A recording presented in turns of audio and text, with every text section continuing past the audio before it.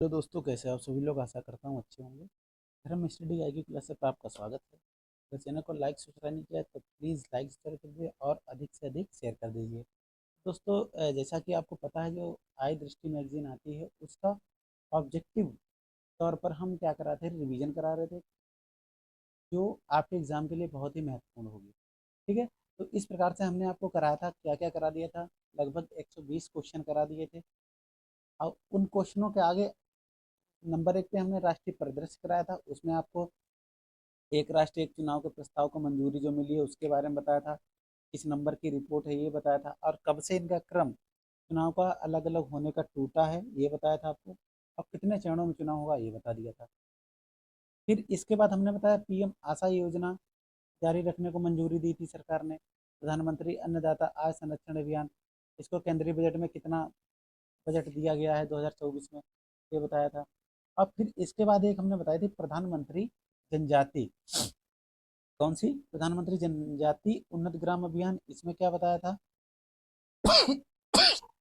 Sorry. तो इसमें हमने क्या बताया था आपको? प्रधानमंत्री जनजाति उन्नत ग्राम अभियान में 30 राज्यों अब्लिक केंद्र शासित प्रदेशों के लिए केंद्रीय पर्यटन मंत्रालय के माध्यम से स्वदेश दर्शन के अंतर्गत एक योजना चलाई गई थी। इसमें 1000 गृह प्रवासों होम स्टे को बढ़ावा दिया जाएगा। इसके बाद हमने बताया था आपको बायो राइड योजना के बारे में बताया था। बायो राइड योजना क्या है? इन दो योजनाओं को मर्ज करके एक योजना बनाई गई है, ये बताया था। उसके बाद हमने नमो भारत रैपिड रेल का उद्घाटन के बारे में बताया था। भारत की पहली स्वदेशी semi high speed train Vande Bharat express को लॉन्च किया गया था। कब? 15 फरवरी 2019 को। लेकिन अगर बात करें कि पहली वंदे मेट्रो ट्रेन, तो 16 सितंबर 2024 को। दोनों डेट याद रखना महत्वपूर्ण है। मिशन मौसम हमने बता दिया था आपको। और हमने ये बता दिया था एक राष्ट्र एक चुनाव में कितनी समिति में कितने सदस्य थे, 7+1। एक आपके जो राष्ट्रपति थे, पूर्व राष्ट्रपति वो, और 7 अन्य सदस्य। ठीक। फिर मिशन मौसम के बारे में बताया था। फिर स्वच्छ वायु सर्वेक्षण हमने बताया था आपको कि शहरों की संख्या प्रथम श्रेणी में 10 लाख से अधिक, द्वितीय श्रेणी में 3 से 10 लाख की जनसंख्या के अंतर्गत, और थर्ड श्रेणी में 3 लाख से कम जनसंख्या वाले शहर। तो 130 शहरों को निम्न 3 श्रेणियों में विभाजित किया गया। पूरे भारत में 130 शहरों को शामिल किया गया था। तो इसमें श्रेणी फर्स्ट में सूरत नंबर 1 पर, 2 पर जबलपुर, 3 पर आगरा। तो उत्तर प्रदेश की दृष्टि अगर देखा जाए आपको, तो टॉप फर्स्ट श्रेणी में आगरा उत्तर प्रदेश का है। और फर्स्ट सेकंड पे कौन सा है? सूरत जबलपुर, थर्ड पे आगरा हो गया। कि ये बता दिया था आपको। फिर इसके बाद बताया था सेकंड श्रेणी में भी उत्तर प्रदेश के 2-3 शहर हैं। तो सेकंड श्रेणी में फिरोजाबाद आता है जो उत्तर प्रदेश में है। और थर्ड श्रेणी में एक रायबरेली है। तो ऐसे भी एग्जाम पूछ सकता है कि फर्स्ट श्रेणी में कौन सा स्थान है उत्तर प्रदेश के जनपद का, तो आगरा। सेकंड श्रेणी में फिरोजाबाद। और थर्ड श्रेणी में टॉप पर रायबरेली। ठीक। सेकंड श्रेणी में टॉप पर फिरोजाबाद है, लेकिन फर्स्ट श्रेणी में जो उत्तर प्रदेश का एक जिला है वो है आगरा, आगरा जनपद। ठीक, ये हो गया। तो ये हमने आपको बताया था। फिर इसके बाद बताया था स्वच्छ भारत मिशन को नेचर की मान्यता, ये भी हमने आपको बता दिया था। डिजिटल कृषि मिशन बता दिया था, डिजिटल कृषि मिशन बता दिया था। इसमें क्या है? डिजिटल सार्वजनिक अवसंरचना के आधार पर बताया था हमने आपको। फिर इसमें एक बताया था 23वां विधि आयोग। 23वें विधि आयोग की सिफारिशें कब से कब तक लागू होंगी। और जो 22वें विधि आयोग के अध्यक्ष थे वो ऋतुराज अवस्थी थे। और 23वें के कौन थे? हमने आपको बताया था 3 वर्षों के लिए द्रौपदी मुर्मू जी ने नियुक्त किया है। उनका नाम बताइएगा, ये बताया था। तो लगभग हम लोग 120 क्वेश्चन कर चुके थे। कितने? 120। फिर एक बताया था आज हम बात करेंगे सर्वोच्च न्यायालय का ध्वज और प्रतीक चिन्ह के बारे में, जो ऑब्जेक्टिव प्रश्न है उन पर। ठीक, चलते हैं 120 नंबर पर। 120। आशा करता हूँ सभी लोगों को अच्छा लग रहा होगा, पसंद आ रही होगी ये सीरीज। संतोषी आईएएस की एक पीडीएफ है, उसी के माध्यम से हम आपको कर। अच्छा, ये 23वें विधि आयोग का कार्यकाल कितने वर्ष रहेगा? याद रखना, 3 वर्ष रहेगा।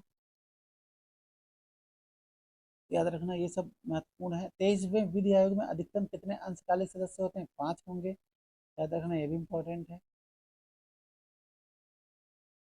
हम लोग लगभग 120 क्वेश्चन पे पहुंच चुके थे। कितने पर? 120 पर।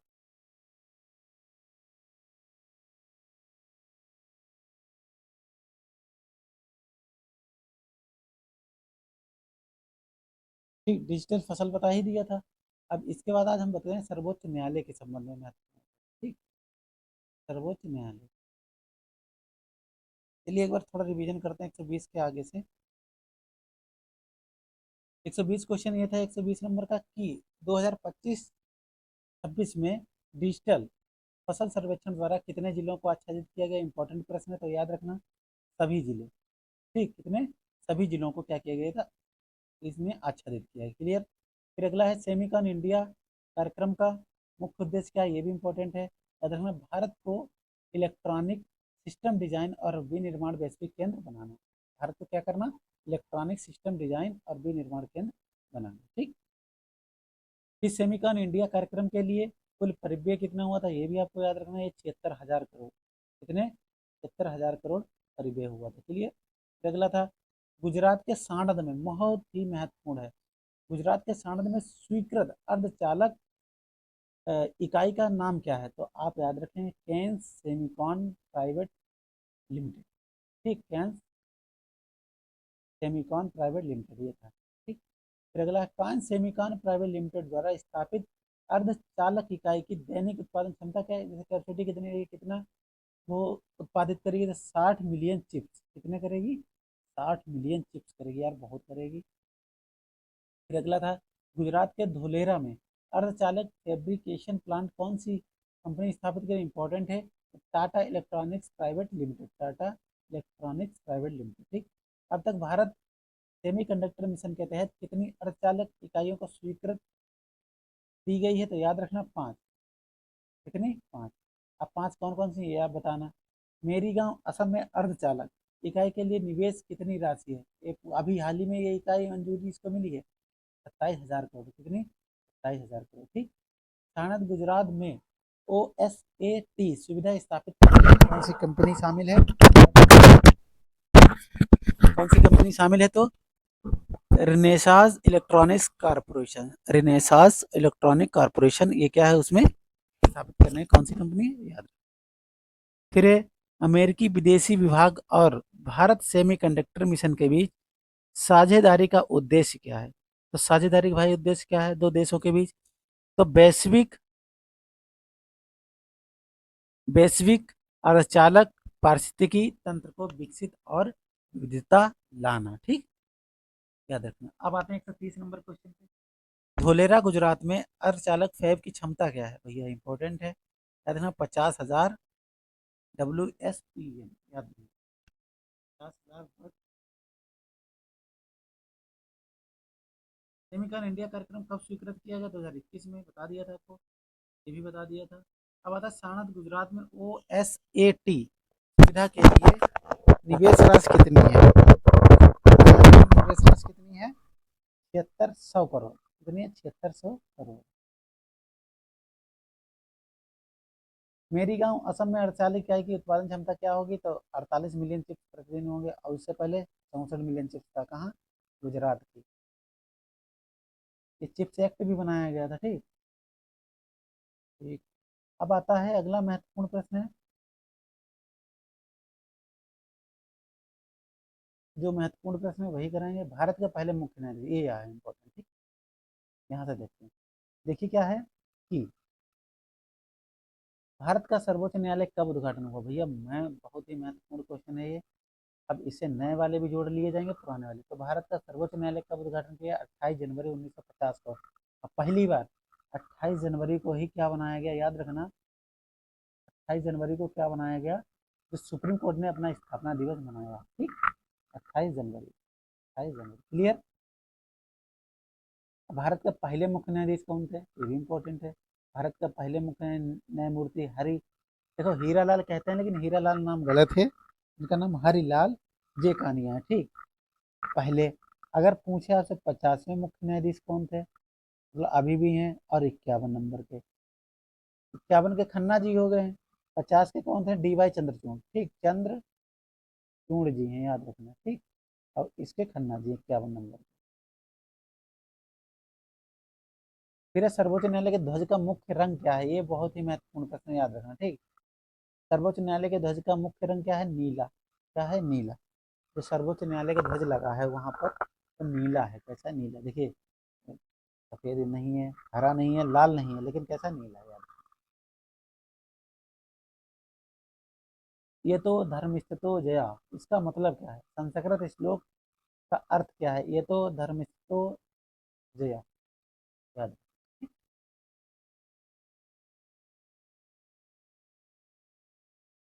ये तो धर्मस्थतो जया, इसका मतलब क्या है? जहाँ धर्म है वहाँ जीत है। जहाँ धर्म है वहाँ जीत है, पूछा जा सकता है, ठीक है। भारत का सर्वोच्च न्यायालय 2025 में कौन सी महत्वपूर्ण वर्षगांठ मना रहा है? देखो है भाई, आ गया। कौन सी मना रहा है? तो आप बताएंगे। 75 नंबर। भाई 50 में अगर जोड़े तो किस नंबर की पड़ेगी जाकर आप बताएं। ठीक, तो किस नंबर की मना रहा है? 50वीं वर्षगांठ मना रहा है। पहली बार इसने अपना वो मनाया है, ठीक। भारत के सर्वोच्च न्यायालय का ध्वज और प्रतीक चिन्ह कब अनावरण किया गया? भारत का सर्वोच्च न्यायालय जो है उसका ध्वज और प्रतीक चिन्ह कब अनावरण किया गया? इंपॉर्टेंट प्रश्न है। 1 सितंबर 2024 को, 1 सितंबर 2024 को, क्लियर। फिर सर्वोच्च न्यायालय के ध्वज, सर्वोच्च न्यायालय के चारों ओर वृत्ताकार डिजाइन का उद्देश्य क्या है? तो वृत्ताकार जो बना है, वृत्त में उसका ध्वज है, उसका मतलब क्या है? कानून के महत्व पर जोर देना, कानून के महत्व पर जोर देना, ठीक। 2024 में सर्वोच्च न्यायालय द्वारा कौन सी महत्वपूर्ण घटना मनाई गई? याद रखना भैया, 75वीं वर्षगांठ अपनी मनाई है सर्वोच्च न्यायालय ने, याद रखना। फिर आता है जिला न्यायपालिका सम्मेलन के दौरान प्रधानमंत्री द्वारा क्या जारी किया गया? तो एक सिक्का और स्मारक डाक। जिला न्यायपालिका सम्मेलन जब हुआ तो क्या जारी किया गया? एक सिक्का और स्मारक डाक टिकट, ठीक।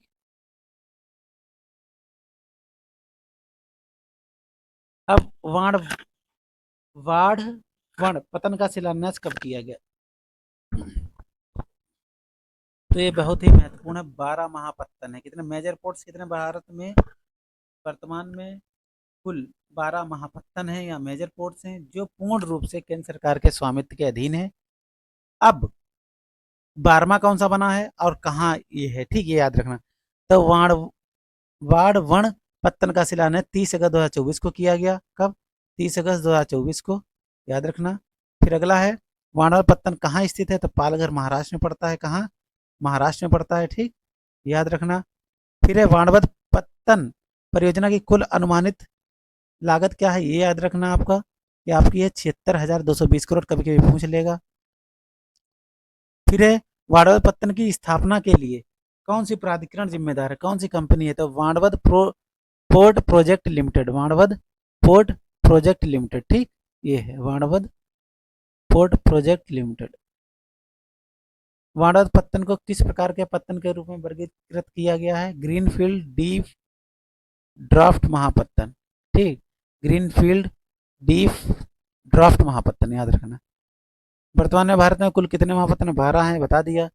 फिर एक कंटेनर पोर्ट परफॉर्मेंस इंडेक्स 2023 में भारत का कौन सा पत्तन 19वें स्थान पर है? इसका मतलब एक महत्वपूर्ण प्रश्न है, किस नंबर पर है? 19वें नंबर पर कौन सा है? तो आप बताएंगे कि ये जो विशाखापत्तनम है, कौन सा? विशाखापत्तनम, कौन सा? विशाखापत्तनम, वो है। अब विशाखापत्तनम से बहुत प्रश्न पूछे जाते हैं कि प्राकृतिक बंदरगाह कौन सा है, सबसे गहरा बंदरगाह कौन सा है, ठीक, इन पे याद रखना, बहुत प्रश्न पूछा जाता है। 2035 तक बाणवत पत्तन की अनुमानित कंटेनर क्षमता क्या हो जाएगी? क्षमता देखिए 15 मिलियन TEUS, यह एक इकाई है मापन की, तो 15 मिलियन टन हो जाएगा, ठीक, याद रखना। भारत में महापत्तनों को कौन सा अधिनियम नियंत्रित करता है? तो महापत्तन प्राधिकरण अधिनियम 2021। कंटेनर पोर्ट परफॉर्मेंस इंडेक्स में लगातार पहले स्थान पर कौन बना हुआ है? ये याद रखना, ये महत्वपूर्ण है। यांगसान पत्तन, ये कहाँ का है? चीन का है, ठीक। मारवाड़ पत्तन के विकास का उद्देश्य क्या है? तो पत्तनों की परिचालन क्षमता को बढ़ाना, पत्तनों की परिचालन क्षमता को बढ़ाना, ठीक, ये हो गया आपका। फिर अगला है कि बाणवत पत्तन के लिए स्थापित विशेष प्रयोजन वाहन का नाम क्या है? तो याद रखना बाणवत प्रोट, वही है सेम, कोई दिक्कत नहीं है इसमें। जैसे मानव पत्तन के नए पत्तनों के विकास की आवश्यकता मुख्य कारण क्या रहा, कि किस कारण इस पत्तन का निर्माण किया, तो मौजूदा पत्तनों पर जो भीड़ भाड़ है उसको कम करने के उद्देश्य से वाणवड़ पत्तन का क्या किया गया, शिलान्यास किया गया या विकास किया गया। ठीक, किस सरकारी निकाय ने वाणवड़ पत्तन के स्थापना को मंजूरी दी, केंद्रीय मंत्रिमंडल। किसने, केंद्रीय मंत्रिमंडल ने। किस वर्ष तक वाणवड़ पत्तन की कंटेनर क्षमता 23.9 मिलियन हो जाएगी, 2040 तक। कब तक, 2040 तक। ठीक, अब देखिए, अब आता है राष्ट्रीय औद्योगिक गलियारा विकास कार्यक्रम, बहुत ही महत्वपूर्ण है। ठीक है, national industrial corridor development programme. 12 नए औद्योगिक शहरों को मंजूरी किस तारीख को दी गई, मोस्ट इंपोर्टेंट प्रश्न है, 28 अगस्त 2024 को, 28 अगस्त 2024 को। NICDP वही गलियारा, राष्ट्रीय गलियारा के अंदर प्रमुख औद्योगिक गलियारों के साथ इन 12 नए शहरों को रणनीतिक रूप से नियोजित किया गया है। कितने, 6। कितने, 6। 12 नए औद्योगिक शहरों में से किस राज्य का नाम विधानसभा चुनाव के कारण घोषित नहीं किया, ये इंपॉर्टेंट प्रश्न है, इंपॉर्टेंट है। हरियाणा, हरियाणा में इलेक्शन हो रहा था इसलिए इसका नाम तो नहीं किया गया। ठीक,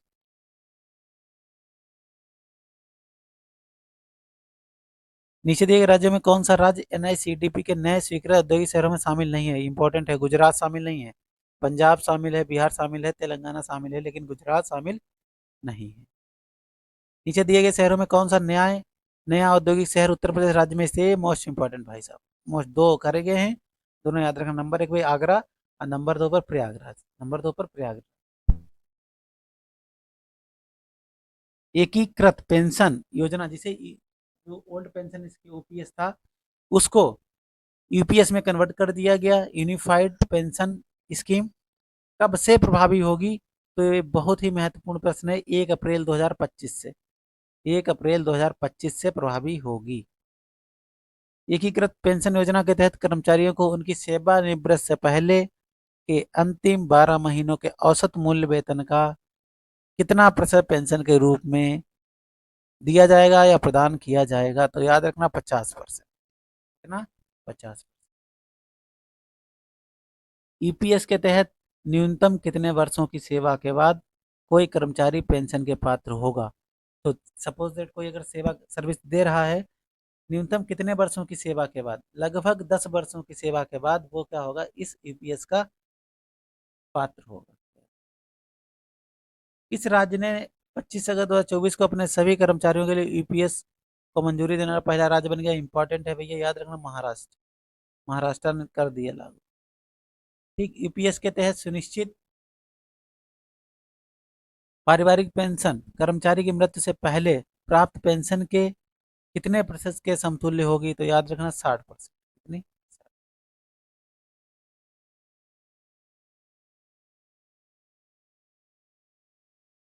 एकीकृत पेंशन योजना के तहत केंद्र सरकार का योगदान कितना है, ये इंपॉर्टेंट यार, बहुत इंपॉर्टेंट प्रश्न है। ये तो 18.5% मात्र है, 18.5% हिस्सा कौन देगा, केंद्र सरकार देगी। एनपीएस वात्सल्य योजना किस लिए लागू की गई है, तो अवयस्क बच्चों के लिए, माइनर जो चिल्ड्रन है उनके लिए। एनपीएस वात्सल्य योजना में सब्सक्राइबर द्वारा न्यूनतम वार्षिक